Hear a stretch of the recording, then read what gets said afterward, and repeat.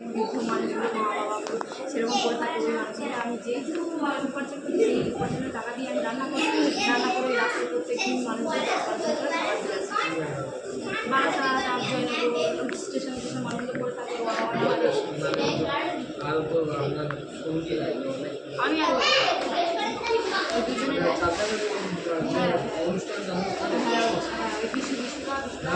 বাড়ি পিছনে